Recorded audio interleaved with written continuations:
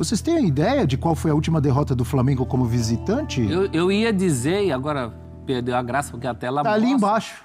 que o Felipe Luiz não perdeu fora. Isso eu tinha certeza. Foi com o Tite ainda em setembro do ano passado. A última vez que o Flamengo perdeu como visitante foi em setembro do ano passado. Que coisa, hein? Tempo, hein? E além de não perder, tem demonstrado bom desempenho fora de casa. Inclusive variando o seu jeito de jogar.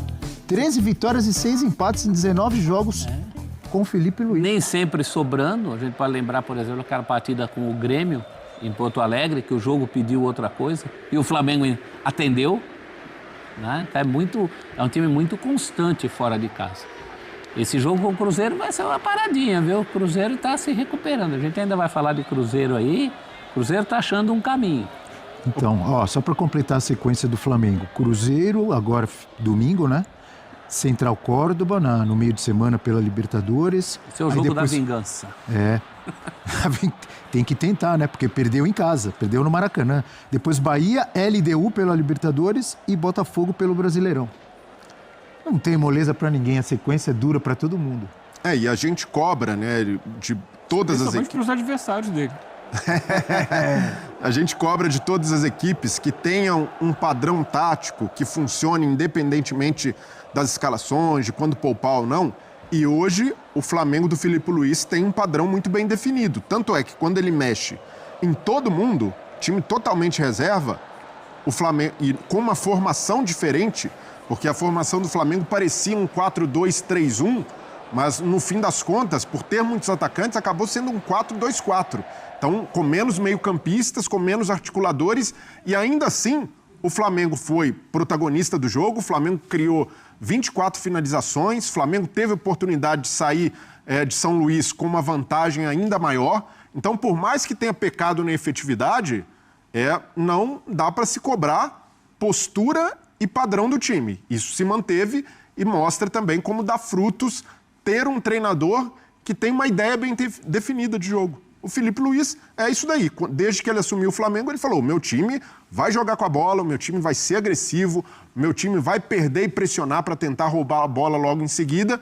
E isso se mantém independentemente dos jogadores que ele utilize. É claro que vai ter oscilação na temporada, é claro que vai ter jogo em que a bola não vai entrar como não entrou ontem, e isso é algo a ser trabalhado pelo Felipe. Não pode se conformar que o time crie e perca muitos gols.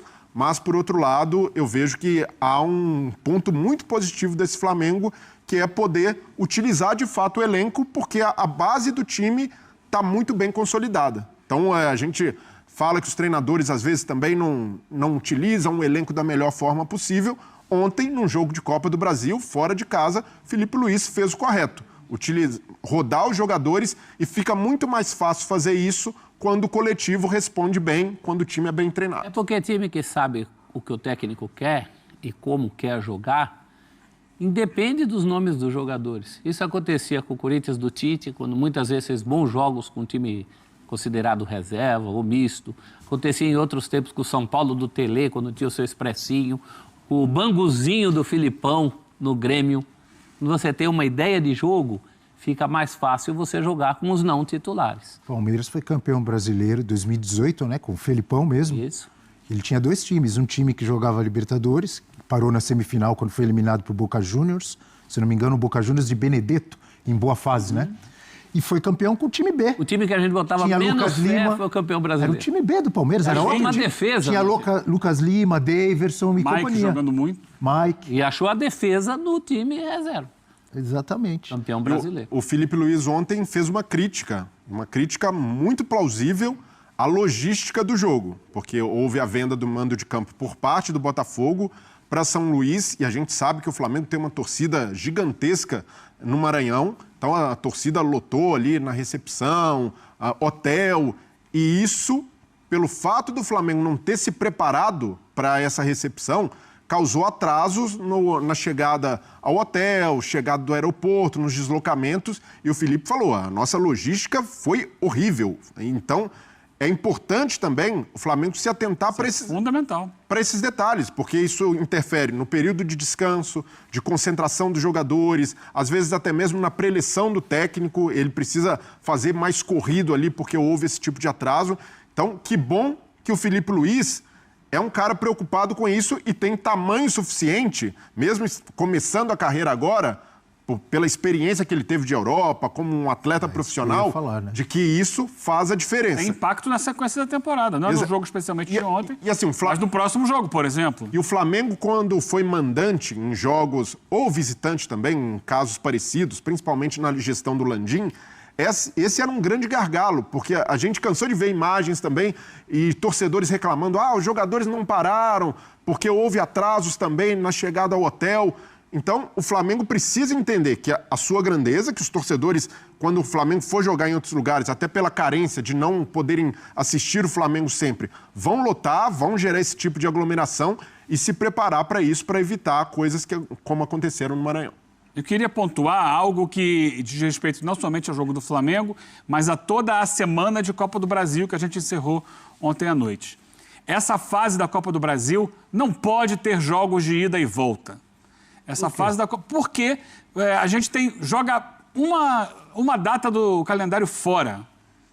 Sabe? A Copa do Brasil tem nas duas primeiras fases jogos únicos e a partir de agora tem jogos de ida e volta. Você precisa resolver isso mais rapidamente, porque tem jogos que não acrescentam absolutamente nada, como esse do Flamengo ontem.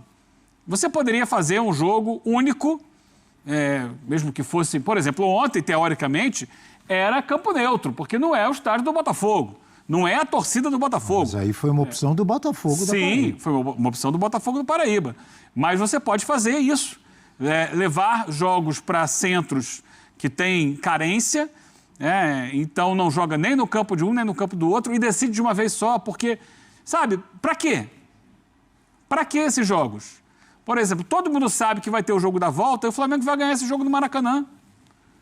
Isso vale para o Botafogo jogando com o Capital, que ganhou de 4-0. Para que vai ter o jogo de volta? O único caso que a classificação foi adiantada. Mas, em geral, assim, você pode resolver num jogo só. Você está falando de um caso.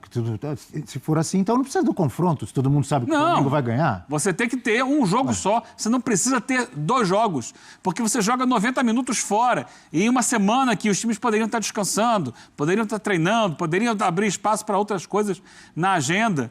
Não são duelos atraentes. Foram todos jogos chatos. Me diz um jogo realmente bom essa semana de Copa do Brasil. Não teve. Então, te digo e falaremos dele. Ruim. Te digo, Cruzeiro. Jogo realmente bom? Eu não sei, que eu não vi o jogo do Cruzeiro ontem. Daqui a pouco vamos falar do Cruzeiro. Mas o próprio jogo de Série A entre Ceará e Palmeiras foi um jogo, sabe, pegado, com muita falta, com muita disputa. Mas isso tem em todas as competições. Mas eu concordo com o Eugênio. Isso tem no brasileiro também. Você está jogando fora uma data do calendário para espetáculos pouco atraentes. A maioria dos jogos foi ruim. Porque você tem que botar o time reserva para descansar, e aí você leva o jogo ali do jeito que dá. E Copa é legal até por ser tiro curto, né, Eugênio? Por ter essa possibilidade de zebra, de dar mais chances ao time menor. Mas é claro que você tem que vender para ganhar dinheiro, você tem que ter mais um jogo aqui para os detentores de direito, mais uma grana para quem está vendendo lá os ingressos lá no Maranhão, etc. Mas para o calendário do futebol brasileiro, é uma fase que você naturalmente pode abrir mão de um jogo, jogar numa partida só e possivelmente em campo neutro. É muito pré-classificado também. A gente podia diminuir o número de pré-classificados, fazer mais uma fase de um jogo só, mas não com tanto pré-classificado como foi dessa vez. Muita gente entrando agora. Esses times entravam só antigamente, até poucos anos. Então, mas entravam só nas oitavas de final. São muitos. F360BR com a participação da galera. Quem é que chega agora é o Leandro Neves. O Felipe mostra que conhece a base. Óbvio que tenha. Me estranha grandes jogadores que deveriam estar prontos. Erraram tanto ontem. Uma joia da base resolve. Enredo que acontece com frequência. Mas ainda espero mais do Matheus Gonçalves. É isso, né? Isso. Que pode ser opção ao 10. Muito obrigado, amigo Leandro, com sua mensagem. É intervalo agora, amigo Leão?